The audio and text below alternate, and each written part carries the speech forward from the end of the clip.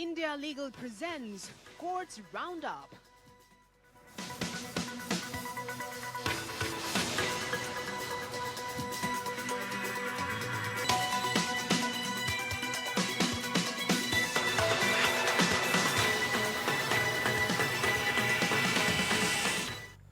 नमस्कार, मैं हूं आपके साथ कुमार कुणाल धीरज। कोर्ट्स राउंड अप में आपका स्वागत है। इस बुलेटिन में अगले आधे घंटे हम आपको कोर्ट से जुड़े तमाम छोटी बड़ी खबरों से रूबरू करवाएंगे।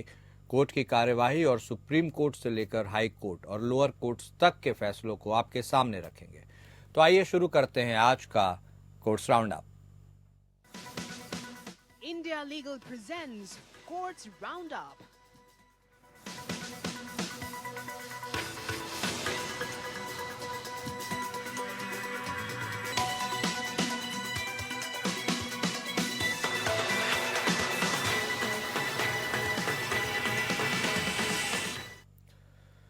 सुप्रीम कोर्ट ने दोहराया कि कंपनी के अधिकृत हस्ताक्षरकर्ता को कंपनी के खाते पर निकाले गए चेक के अनादर के लिए पराक्रम या लिखित अधिनियम 1881 या एनआई एक्ट की धारा 138 के तहत उत्तरदायी नहीं ठहराया जा सकता जब तक कि कंपनी को मुख्य आरोपी के रूप में आरोपित न किया जाए। जस्टिस जेबी पारदीवाला और जस्टिस आर महादेवन की खंडपीठ ने चेक के अनादर के लिए दोषी ठहराए गए व्यक्ति को इस आधार पर बरी कर दिया कि चेक कंपनी की ओर से जारी किया गया, जिसे आरोपी के रूप में आरोपित नहीं किया गया। न्यायालय ने इस तर्क को खारिज कर दिया कि कंपनी को पक्षकार बनाने का कोई कारण नहीं था, क्योंकि चेक आरोपी के व्यक्तिगत ऋण के निर्वहन में निकाला गया था, जिसने कंपनी के निदेशक के रूप में चेक पर हस्ताक्षर किए। मोनी ने शिकायत दर्ज की और मन्ना को दोषी ठहराया गया। 1 वर्ष की जेल की सजा सुनाई गई और 10 लाख रुपए का मुआवजा देने का आदेश दिया गया। सेशन कोर्ट ने दोष सिद्धि को बरकरार रखा, लेकिन कलकत्ता हाई कोर्ट ने इसे उलट दिया और फैसला सुनाया कि चेक अस्पताल की ओर से जारी किया गया और मन्ना को एनआई एक्ट की धारा 141 के तहत उत्तरदायी नहीं ठहराया जा सकता जब तक कि कंपनी को भी आरोपी के रूप में आरोपित नहीं किया जाता। सुप्रीम कोर्ट का फैसला। सुप्रीम कोर्ट के समक्ष शिकायतकर्ता ने तर्क दिया कि ऋण व्यक्तिगत था और कंपनी से संबंधित नहीं था। इस बात पर प्रकाश डालते हुए कि अभियुक्त ने मुकदमे के दौरान कभी यह दावा नहीं किया कि ऋण कंपनी के लाभ के लिए था। हालांकि अभियुक्त ने कहा कि चेक शीलावती अस्पताल प्राइवेट लिमिटेड के निदेशक के रूप में उनकी क्षमता में जारी किया गया। लिमिटेड और कंपनी को अभियुक्त के रूप में अभियोजित किए बिना उस पर मुकदमा नहीं चलाया जा सकता। न्यायालय को धारा 138 के तहत देयता के लिए कोई आधार नहीं मिला। इसने स्वीकार किया कि शिकायतकर्ता को चेक के अनादर के कारण नुकसान उठाना पड़ा होगा और सिविल कार्रवाई के लिए सीमाओं का कानून समाप्त हो गया। शिकायतकर्ता धारा 138 के तहत नया मामला शुरू नहीं कर सकता था, लेकिन आरोपी द्वारा धोखाधड़ी या ठगी करने की संभावना बनी हुई थी। कोर्ट ने शिकायतकर्ता को धोखाधड़ी के आरोप में संभावित एफआईआर के लिए पुलिस से संपर्क करने की अनुमति दी और अपील खारिज कर दी गई।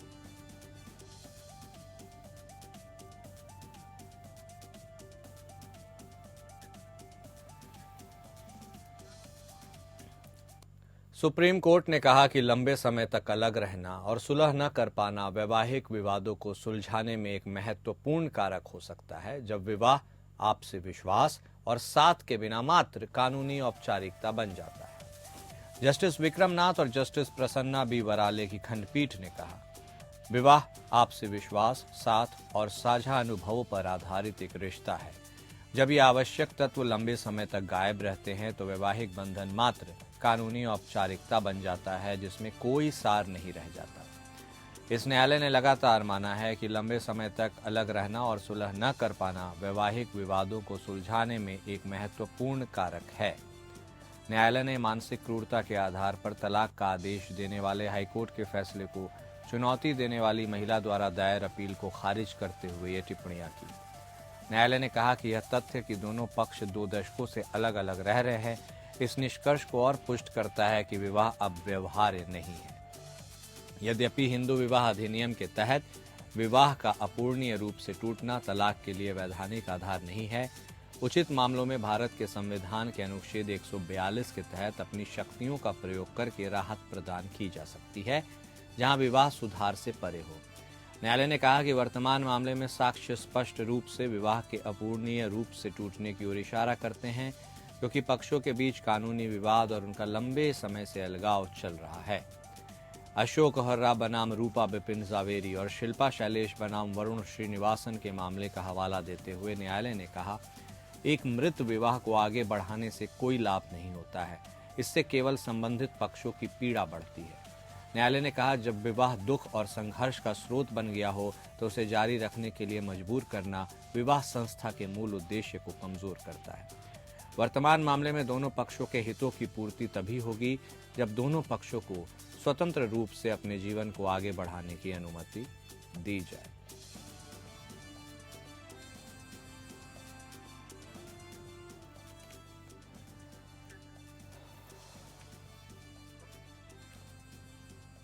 सुप्रीम कोर्ट ने कहा कि कोई कर्मचारी केवल इसलिए सेवा से अनुपस्थित नहीं रह सकता क्योंकि उसका स्वैच्छिक सेवानिवृत्ति सेवा या वीआरएस आवेदन लंबित है। जस्टिस एएस ओक और जस्टिस एजी मसीह की खंडपीठ इलाहाबाद हाईकोर्ट के उस फैसले के खिलाफ उत्तर प्रदेश राज्य की अपील पर सुनवाई कर रही थी, जिसमें लंबित वीआरएस आवेदन की आड़ में सेवा से अनुपस्थित रहने के कारण सेवा से बर्खास्त किए गए प्रतिवादी कर्मचारियों को बहाल करने का निर्देश दिया गया। उत्तर प्रदेश राज्य में डॉक्टर के रूप में सेवारत प्रतिवादी कर्मचारियों ने 2006 और 2008 में वीआरएस आवेदन प्रस्तुत किए और आवेदन दाखिल करने के बाद अपने कर्तव्यों से अनुपस्थित रहे। वर्ष 2010 में अपीलकर्ता ने संविधान के अनुच्छेद 311 उपधारा 2 के दूसरे प्रावधान के खंड बी और अनुशासनात्मक जांच की अव्यावहारिकता का हवाला देते हुए लंबे समय से अनुपस्थित रहने के कारण 400 से अधिक अन्य डॉक्टरों के साथ साथ उनकी नौकरी भी समाप्त कर दी थी। प्रतिवादियों ने बर्खास्तगी आदेशों को चुनौती देते हुए और अपने वीआरएस आवेदनों पर निर्णय लेने की मांग करते हुए रिट याचिकाएं दायर की। इलाहाबाद हाईकोर्ट ने बर्खास्तगी आदेशों को रद्द कर दिया और परिणामी लाभों के साथ बहाली का आदेश दिया। इसके बाद अपीलकर्ता ने सुप्रीम कोर्ट के समक्ष अपील की। राज्य की अपील स्वीकार करते हुए जस्टिस ओक द्वारा लिखित निर्णय ने बिना किसी औचित्य के वीआरएस आवेदनों को लंबित रखने के लिए अपीलकर्ता राज्य उत्तर प्रदेश की आलोचना की। हालांकि इसने नोट किया कि प्रतिवादियों की अनुपस्थिति अनुचित थी। अदालत ने कहा, यह सच है कि वीआरएस के लिए आवेदनों पर निर्णय न लेने में अपीलकर्ताओं के आचरण का बिल्कुल भी समर्थन नहीं किया जा सकता। हालांकि प्रतिवादियों के लिए अनुपस्थिति का सहारा लेने का कोई कारण नहीं था। जब प्रतिवादियों ने पाया कि उनके आवेदनों पर उचित समय के भीतर निर्णय नहीं लिया गया तो वे कानून के अनुसार उपाय अपना सकते थे। प्रतिवादी की लंबे समय तक अनुपस्थिति को देखते हुए अदालत ने उनकी बहाली के लिए हाईकोर्ट के निर्देश को अमान्य पाया। दिल्ली हाईकोर्ट ने युवराज सिंह फाउंडेशन द्वारा दायर याचिका पर नोटिस जारी किया, जिसमें लागू कानूनों और योजना के अनुसार विदेशी अंशदान विनियमन अधिनियम या FCRA के तहत शीघ्र रजिस्ट्रेशन की मांग की गई। जस्टिस संजीव नरूला ने केंद्र सरकार से जवाब मांगा और मामले की सुनवाई 30 जनवरी 2025 को तय की। इस बीच फाउंडेशन ने FCRA सर्टिफिकेट दिए जाने तक विदेशी धन प्राप्त करने और उसका उपयोग करने की अनुमति मांगी है। यह फाउंडेशन समाज के हाशिए पर पड़े वर्गों से संबंधित 18 वर्ष से कम आयु के बाल कैंसर रोगियों के उपचार और शिक्षा के लिए मौद्रिक सहायता प्रदान करने, देश भर में स्तन कैंसर के बारे में जागरूकता फैलाने और स्तन कैंसर की मुफ्त जांच करने में शामिल है। फाउंडेशन का मामला यह है कि उसने पिछले साल 13 जनवरी को अपने FCRA रजिस्ट्रेशन के नवीनीकरण के लिए आवेदन दिया था। अधिकारियों ने आवेदन को खारिज कर दिया। फाउंडेशन ने दावा किया कि ऐसा 1 साल से अधिक की देरी के बाद किया गया, बिना सुनवाई के कोई अवसर दिए, बिना बोलने वाला आदेश पारित करके। फाउंडेशन ने कहा कि इस तरह की अस्वीकृति के कारण यह बच्चों और जरूरतमंदों के लिए प्रभावी रूप से योगदान करने में असमर्थ है, जिन्हें मेडिकल उपचार की तत्काल आवश्यकता है और स्तन कैंसर की मुफ्त जांच जारी रखने में असमर्थ है।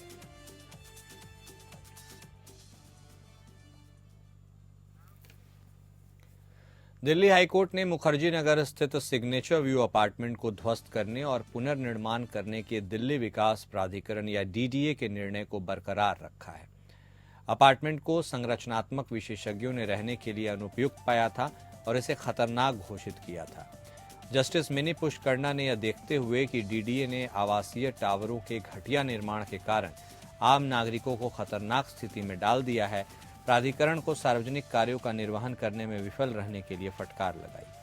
न्यायालय ने कहा, मौजूदा मामला अपनी तरह के अनोखे मामले में से एक है जो डीडीए आवास योजना के तहत आवासीय टावरों के निर्माण में दिल्ली विकास प्राधिकरण द्वारा दिखाई गई उदासीनता के बारे में चौंकाने वाले तथ्यों को सामने लाते हैं, जो निवासियों द्वारा कब्जे और सेटलमेंट के कुछ ही समय बाद ही खराब होने के संकेत दिखाने लगे थे।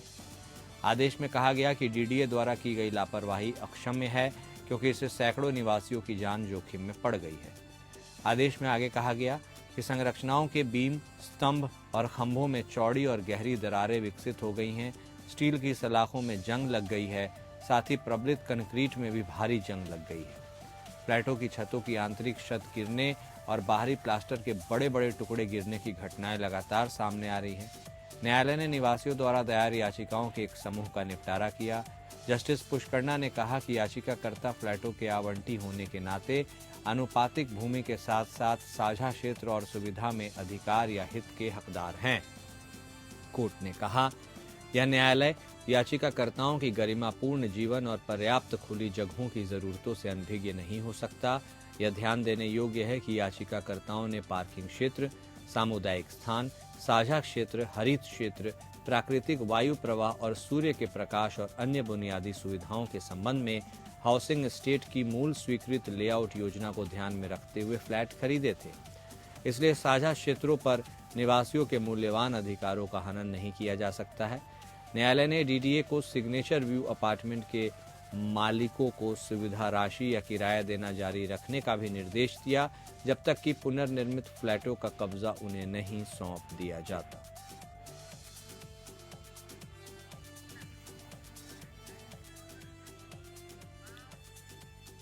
पंजाब हरियाणा हाईकोर्ट ने हिसार जिला न्यायालय के वकीलों और एक स्थानीय समाचार पत्र के संपादक के खिलाफ जिला जजों के खिलाफ लेख प्रकाशित करवाने के लिए शुरू किए गए अवमानना मामले को बंद कर दिया।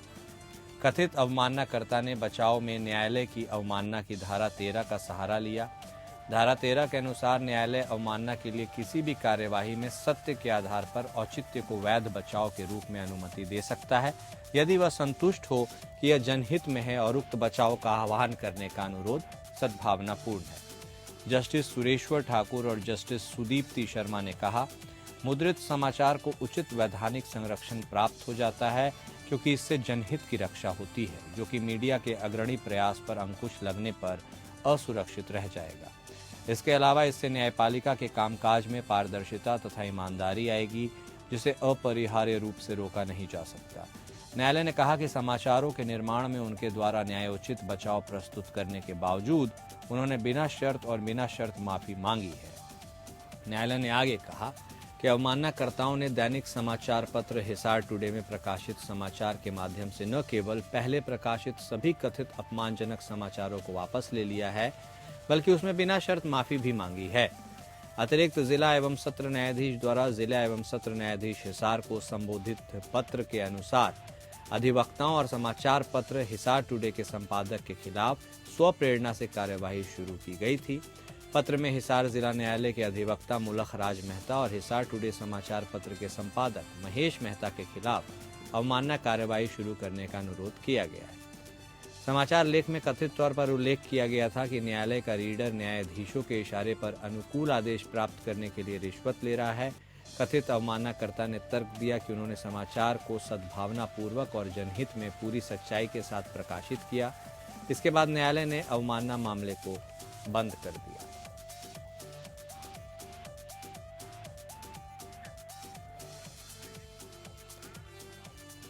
कर्नाटका हाईकोर्ट ने हाल ही में एकल न्यायाधीश के उस आदेश को खारिज कर दिया जिसमें यूनियन बैंक ऑफ इंडिया को एक व्यवसायी द्वारा लिए गए ऋण के लिए विनियोजित की गई सावधि जमा राशि को जारी करने का निर्देश दिया गया था, जिसमें ऐसी जमा राशियों पर सामान्य ग्रहणाधिकार की अपनी शक्ति का प्रयोग किया गया था।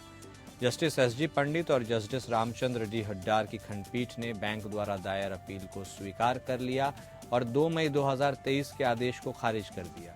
अदालत ने अनुबंध अधिनियम की धारा 171 का हवाला दिया और कहा कि अपीलकर्ताओं बैंक जैसे बैंकर विपरीत अनुबंध के अभाव में खाते के सामान्य शेष के लिए सुरक्षा के रूप में उन्हें दिए गए किसी भी माल को अपने पास रख लेते हैं। कोर्ट ने नोट किया कि याचिकाकर्ताओं के पिता ने मेसर्स शेषशयन एंटरप्राइजेस द्वारा उठाए गए सुरक्षा के रूप में अपनी सावधि जमा की पेशकश की थी और उनके निधन के बाद वर्ष 1990 में याचिकाकर्ताओं में से एक ने सावधि जमा को विनियोजित करके ऋण 20 को पूरा करने का वचन दिया। बैंक और याचिकाकर्ताओं के बीच संचार का हवाला देते हुए अदालत ने नोट किया कि याचिकाकर्ताओं ने जमा राशि वापस नहीं लेने का वचन दिया था जब तक कि उधारकर्ता की बैंक गारंटी आदि के लिए बैंक के प्रति देयता पूरी तरह से ब्याज के साथ समायोजित नहीं हो जाती। याचिकाकर्ताओं के इस तर्क को खारिज करते हुए बैंक को बीमा कंपनी से राशि वसूल करनी चाहिए थी। न्यायालय ने कहा कि बैंक ने बैंकों और वित्तीय संस्थानों को देय ऋण वसूली अधिनियम 1993 की धारा 19 की उपधारा 7 और 22 के तहत जारी DRT से वसूली का प्रमाण पत्र प्राप्त किया है। कोर्ट ने कहा कि इसलिए अब याचिकाकर्ता यह तर्क नहीं दे सकते कि बैंक को मेसर्स शेषशयन एंटरप्राइजेज और अन्य गारंटरों के खिलाफ वसूली प्रमाण पत्र निष्पादित करना चाहिए था। फिर न्यायालय ने अपील को स्वीकार कर लिया।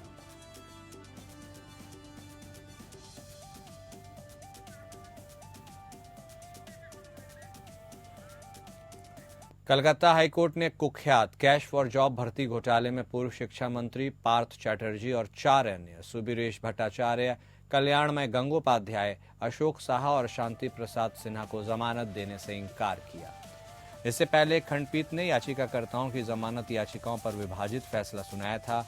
जस्टिस तब्रत चक्रवर्ती ने इस मौके पर जमानत याचिकाओं को अस्वीकार करते हुए कहा, जब सह आरोपी की जमानत याचिका स्वीकार की जाती है तब भी समानता जमानत देने का एकमात्र आधार नहीं हो सकती। न्यायालय को यह संतुष्ट होना होगा कि प्रस्तुत की गई अधिक सामग्री जांच में आगे की प्रगति और अन्य विभिन्न विचारों पर विचार करते हुए आवेदक को जमानत पर रिहा करने के लिए पर्याप्त आधार हैं। समानता के पहलू पर निर्णय लेने में आरोपी व्यक्तियों से जुड़ी भूमिका, घटना और पीड़ितों के संबंध में उनकी स्थिति अत्यंत महत्वपूर्ण है। न्यायालय समानता के आधार पर आकलन के आधार पर आगे नहीं बढ़ सकता, जो कानून के तहत भी मान्य नहीं है। उन्होंने कहा, आर्थिक अपराध और भ्रष्टाचार से जुड़े अपराध एक अलग श्रेणी में आते हैं। उनकी गंभीरता को केवल कानून में निर्धारित सजा के परिप्रेक्ष्य में नहीं मापा जा सकता। इस प्रकृति का अपराध निश्चित रूप से उन अपराधों की श्रेणी में आएगा जो व्यक्तिगत या निजी गलत से कहीं आगे जाते हैं। न्यायालय मूक दर्शक बनकर नहीं रह सकता और आरोपी व्यक्तियों की चतुर चालों के आगे झुक नहीं सकता। इस प्रकार न्यायालय ने आवेदकों को जमानत देने से इनकार करते हुए जस्टिस अपूर्व सिन्हा के द्वारा दी गई अलग राय का समर्थन किया। इस अवसर पर जस्टिस रे ने कहा था, रिकॉर्ड से पता चलता है कि वर्तमान आवेदक मास्टरमाइंड थे और उन्होंने पूरे घोटाले की साजिश रची। उन्हें प्रसन्न कुमार रॉय, जीवन कृष्ण साहा जैसे आरोपियों के बराबर नहीं माना जा सकता, जिन्होंने वास्तव में दलाल या संग्रह एजेंट के रूप में काम किया। ऐसे में संबंधित जमानत आवेदनों को खारिज किया जाता है।